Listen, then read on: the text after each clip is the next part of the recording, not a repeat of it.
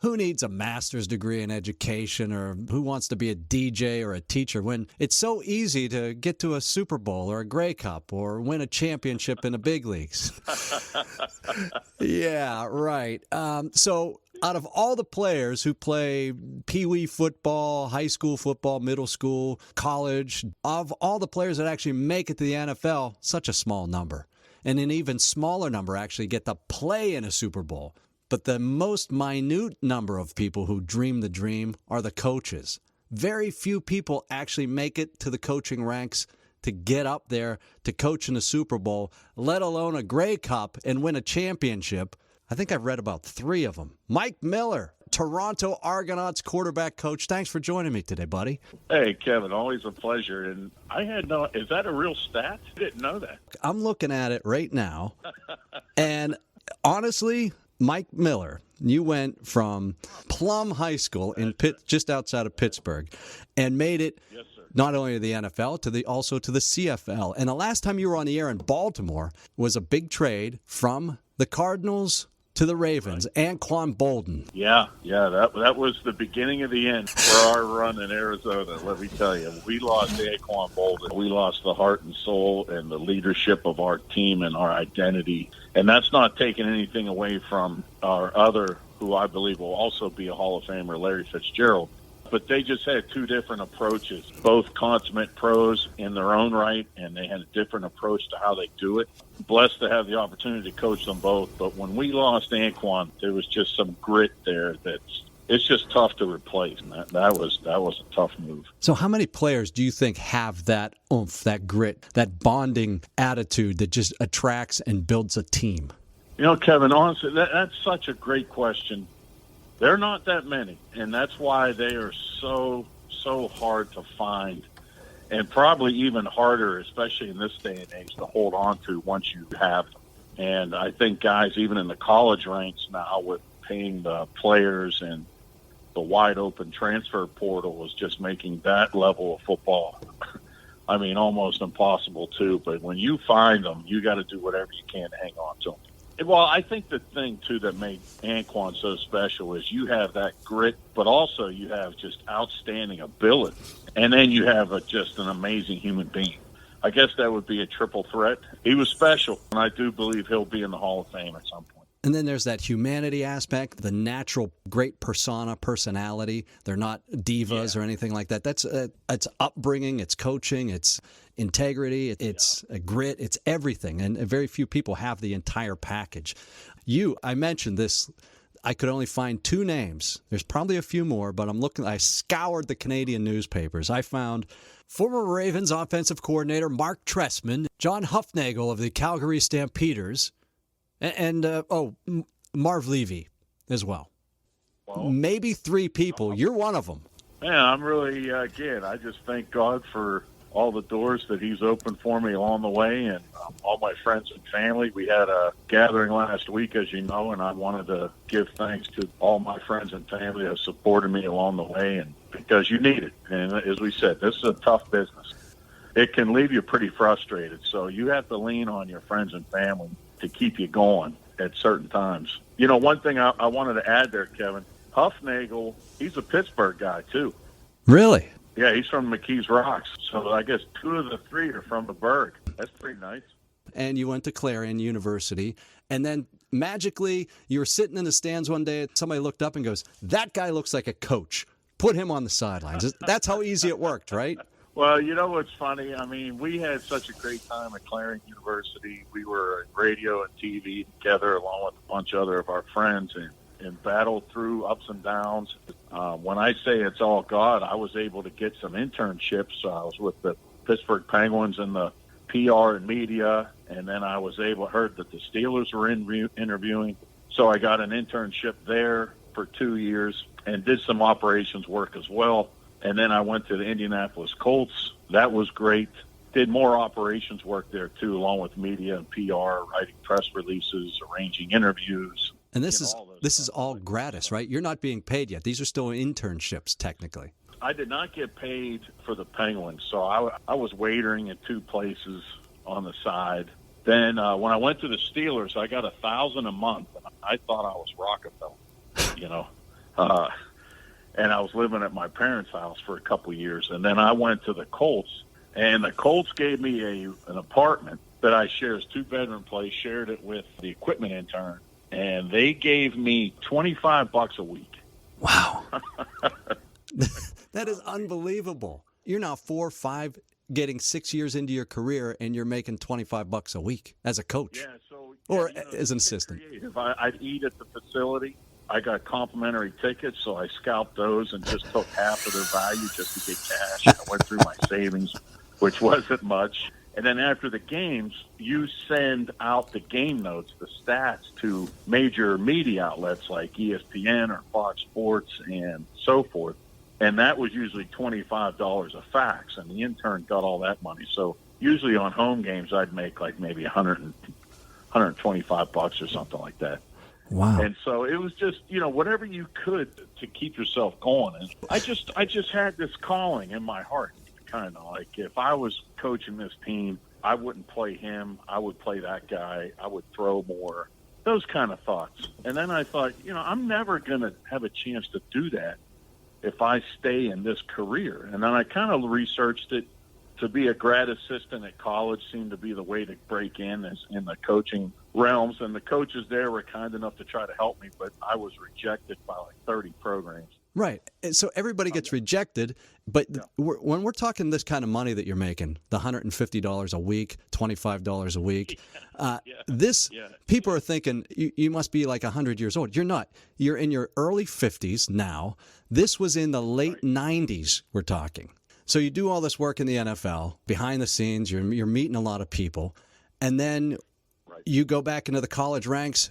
I remember you were delivering bread at 2 o'clock in the morning to restaurants so you could volunteer on a coaching staff in a college, right? Yeah.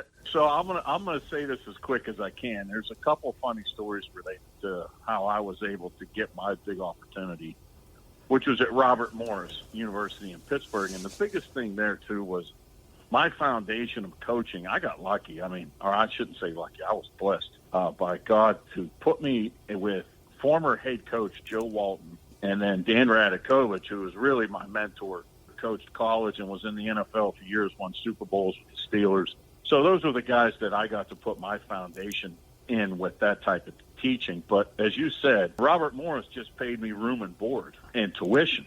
So in order to make any money, a friend of mine told me about FedEx was hiring, and Robert Morris is near the Pittsburgh airport. So I got a job there because they would pay you benefits. At the time, I was using my bread cash that I made to literally deliver bread was for my health insurance. But the trade-off, I worked from 2 till 8 in the morning, and then from 8 at FedEx unloading freight, which, by the way, Kev, at Christmas time, it will break you. Yeah. It'll break a person. And then at 8:30 to 12:30, I delivered bread down at that very McKees Rocks we mentioned at Mancini, famous Italian bakery. And then I'd go out to school, get ready for practice from 2:45 to 5:30. And then I had class from 6 till 9 as a grad assistant. I was coaching the running backs, but you're still a grad assistant. So getting your master's in education. And then I'd go back, get ready for practice, do just a little bit of work. And then I'd try to get maybe 3 hours sleep, and then I'd do the whole thing all over again. And you did that for several years. So you started with volunteering with the Pittsburgh Penguins in hockey. Then you get to work a little bit with the Steelers, and then you're at the Colts. Then you're back at Robert Morris University. Where else have you worked? Just lay out your resume for everybody, because I want to show everybody the road to the Super Bowl is so easy for everybody. Well, if I could just tell you this one part real quick. In order to get in at Robert Morris, I met with the head coach, Joe Walton, and he saw all of my media, internships, and operations stuff, and he didn't understand why I wanted to get into football. I said, look, I just got this calling to do it. I miss it. I played in high school, which is to say I was on the team. But that I tore my knee, which was also a nice thing to hang my hat on, but that along with the gross lack of talent prevented me from playing past high school. So I took my different route, and I explained all this to him. Well, one of the guys that was on my reference list is a guy named Ron Blackledge, who coached with Joe Walton at the Steelers. Ron was at the Colts when I was there. He called and gave me a reference. So when I get the position, I call and leave him a message and thank him. shortly after, our video guy calls me and says, "You're never going to believe this." I said, "What's that?" He said, "Ron Blackwitz came down here and he looked like he saw a ghost." And he said, "Mike Miller is now the running backs coach for my good friend Joe Walton at Robert Morris." And he said, "Yeah, isn't that great?" He said, "I swear on a stack of Bibles, I thought I was recommending Mike for a sports information job." At no time in that reference call did the word coach come up. Joe, I guess, kept saying, "Really, Ron? He was, Joe, you got to hire this kid. He's the first one in, last one out. He's organized. He'll never let you down. He's just a tremendous kid and a great worker, and it'll be a big mistake if you don't hire him." Oh, he hired you for the wrong. Forgot. So that's why I say it's all God. I mean, thank God. I guess who knows what would have happened. So at the end of my 2 years, we had a freshman of the year from Ohio. It was hard to get Steeler tickets. He asked me if I could take him down, knowing I had worked for him with connections. I said, sure. I went down in December of 98. We went into the Steelers office. Having been there for 2.5 years, I could go wherever I wanted. And I ran into Bill Cowher. And, Kev, just like how you were raised, we're always told be careful because someone's always watching, right? Uh-huh. Well, had I been a clown as an intern, I mean, this never would have happened. But he sees me and says, "Hey, where are you these days?" And I told him. He said, "Well, give me a call at the end of the year. After the year, I might have something for you." So I do. He says, "I'll call you after the Super Bowl." It was when Denver played Atlanta. This was in '99. And he wound up calling me. And so I went down and interviewed with him, and he was like, "All right, you sure you're good with all this software?" I have no idea what he's talking about. And I'm like, "Yeah, absolutely." So, through that process, I was able to get that. And then I became the quality control, the grunt of the offensive staff for the Steelers. I was there for 5 years. Then I went to Buffalo. I was the tight ends coach, and then I also did the quality control duties. Following that, our head coach resigned. I went to NFL Europe. I coordinated the pass game, coached quarterbacks, receivers in Berlin.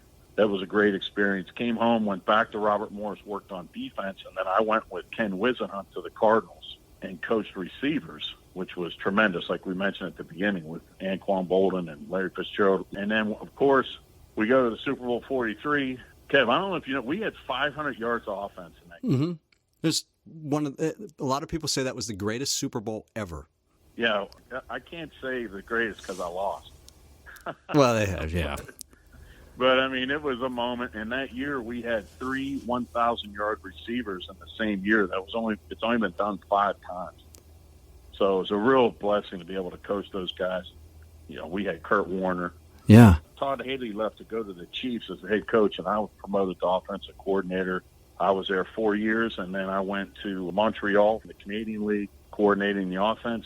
Then I wound up going to Edinburgh in Pennsylvania, and then I actually was involved in a really bad car accident. I got hit head-on in summer of 2015, and again, it's all God when I'm still here. My mom and family, really great support. I was able to get back through that. And then I went to Robert Morris for 2 years. Then I went to Westminster Division III, where a good friend of mine was the head coach.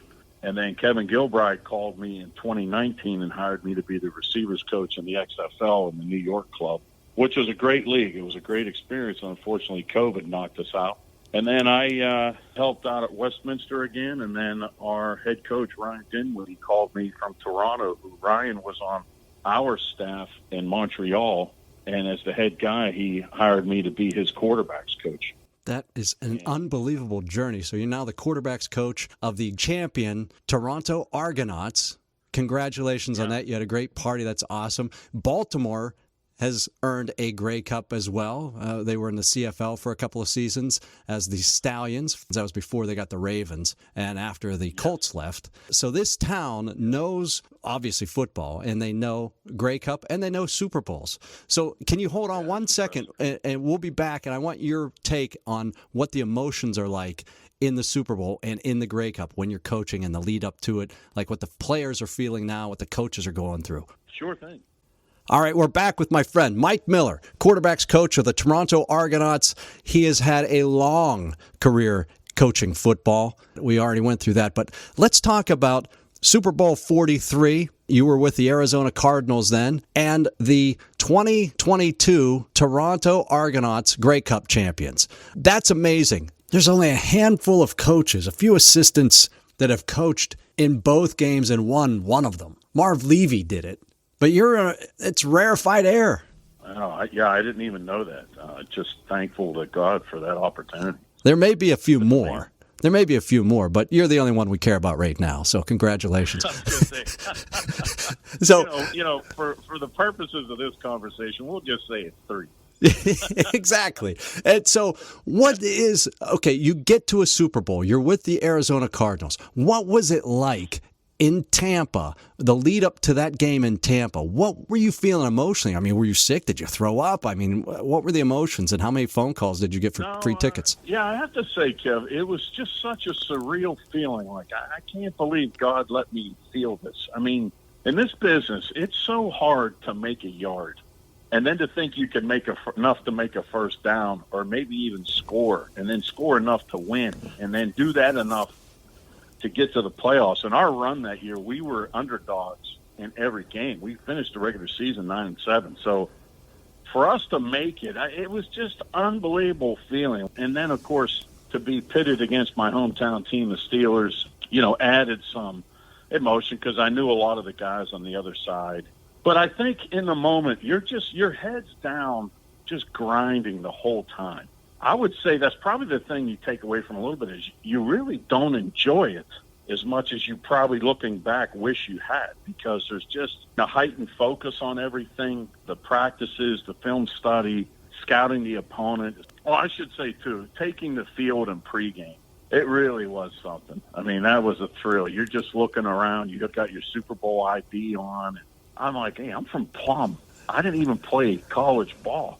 And I'm coaching 3 1,000-yard receivers. We're going against the Steelers because you and I, Kev, we grew up in that environment where there was Steeler Day in the playoffs or the Super Bowl, and I wore my terrible towel as a cape. And to tell Baltimore what kind of person you are, I call you after the game just to wish you, congratulate you. I know I'm going to get voicemail. You call me back. This is 40 minutes after the game.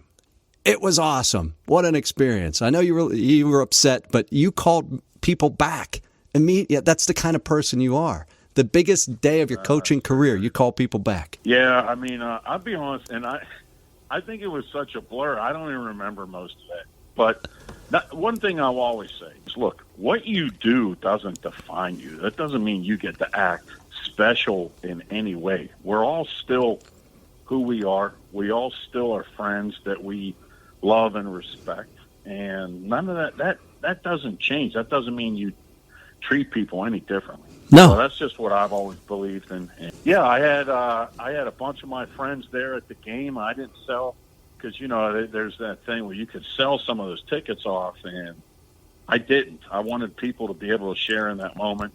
I wish I would have had another. I think we had 18 tickets. Yeah, I would have had another 18, but you can't get enough. It was funny too, Kev.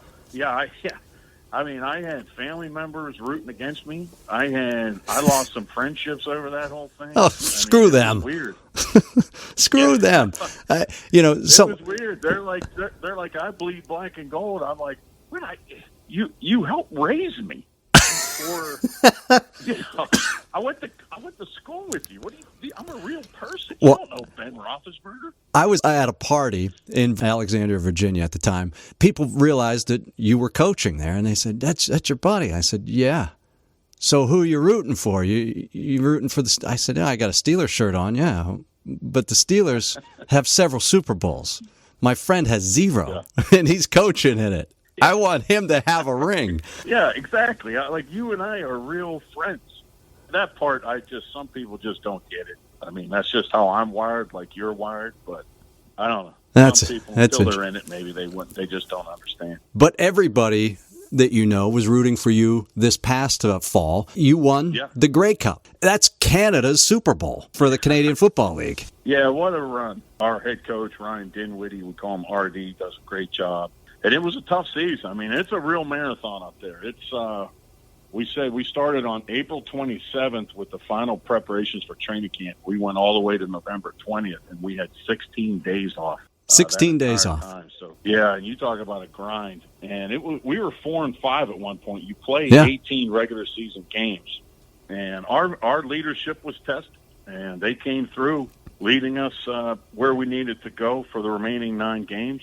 We captured the first seed with a tremendous win at Montreal, which was basically like a playoff game. And as you mentioned earlier, I coached the quarterbacks. It was my first year with our starter, McLeod Bethel Thompson. We call him Mac, and he's a veteran. He posted career highs, led the CFL in passing. So I was real proud of him. And then for us to go to the Grey Cup, I mean, what a feeling. And it was all the same feelings that we talked about with going to Super Bowl 43.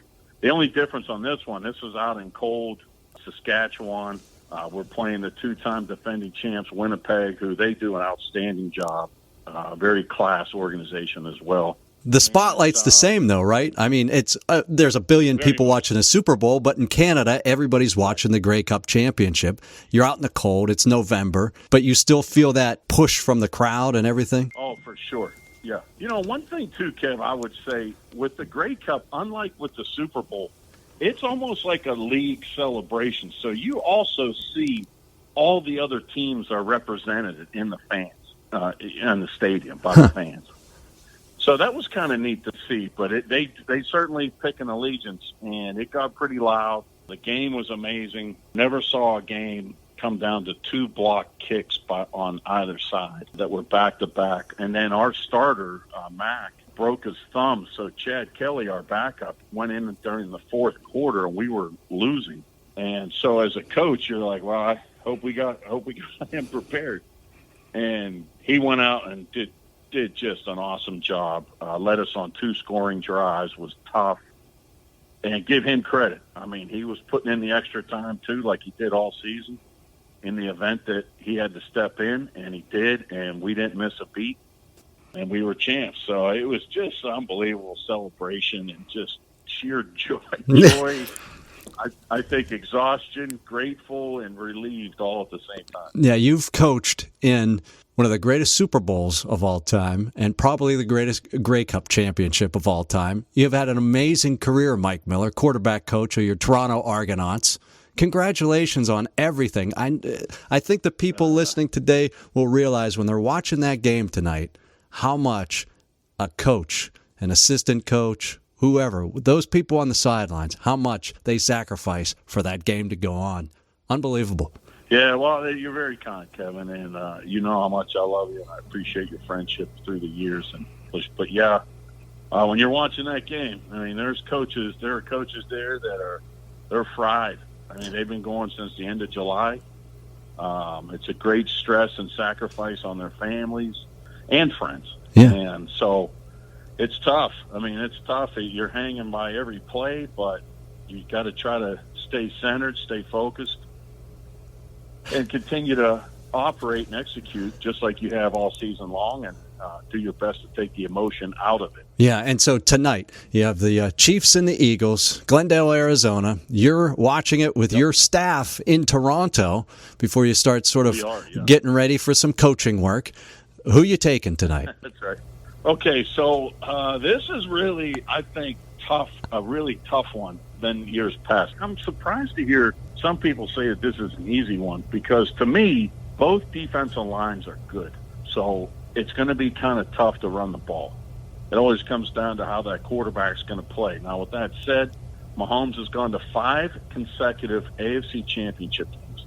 And just 2 weeks ago, he was able to win that game on, what was it, six days removed from a high ankle sprain? Mm-hmm. I mean, it's just unbelievable. And also, a side note, Rick Burkholder is the head trainer there. Rick Burkholder was at the Steelers when Rod Woodson was the first to ever return in the same season from an ACL tear. Wow. And Rick was with Andy Reid at the Philadelphia Eagles and then left with him to go to Kansas City. So I know this is a special event for him. But that being said, Jalen Hurts has had a great year. How's he going to handle the emotion of it? And learning more about him as an individual. I mean, what a kid. I mean, this guy is special. All the adversity, how he's handled it in college, and how he's really conducted himself and continues to grow, but yet lead these guys and build that confidence. Yeah, so you're a quarterback's coach. Which quarterback are you taking tonight? Yeah, so that's what I was just going to say. I think in the end it's always going to come down to who operates in the pocket best. And right now it's just hard for me to go against Mahomes. He's just a magician back there. So with that said, I'm taking the Chiefs. I am too. So I tell you what, behind all these amazing, unbelievable athletes that we see, behind every single one of them is just an amazing coach. And you're one of them. Mike Miller, thank you so much for your time today. Enjoy the game, and you can actually enjoy this one. Yeah, I know. We're all looking forward to it because we've never been in this situation where we won. We won the championship, and now it's we can feel really good about it because I've never been in that position. So I'm going to enjoy this. And then, of course, for us now, it's about reloading, and you got to start pushing that boulder up to the top of the mountain again. All right. Well, it's going to be fun and exciting. We're looking forward to it. Grey Cup 23 is in Hamilton, Ontario. I'll see you there when you're back-to-back champion. Hey, that'd be great, Kev. You're always welcome.